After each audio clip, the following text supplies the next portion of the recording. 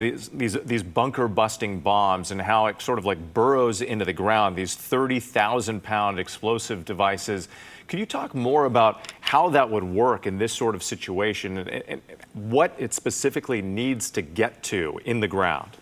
Yeah, some people may say, well, wait a minute, the B-2 is a stealth bomber. It goes in where you have very heavy air defenses, where enemy radars would be able to see it. And so why is it being used in Iran when we know that the Israelis have taken down all of the air defense systems? That's because this MOP, this hardened penetrator that can go up to 200 feet below the ground, can only be carried by the B-2.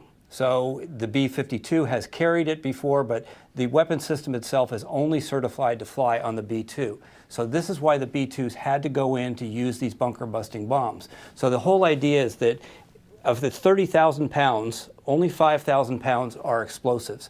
Most of it is a very hardened case because it has to punch through rock and dirt, and it has to push all that force down many layers. It actually has a fuse that can sense going through various layers. And so the idea here is that they've got to collapse those big, massive halls that we've actually seen pictures with because the IAEA has been in there.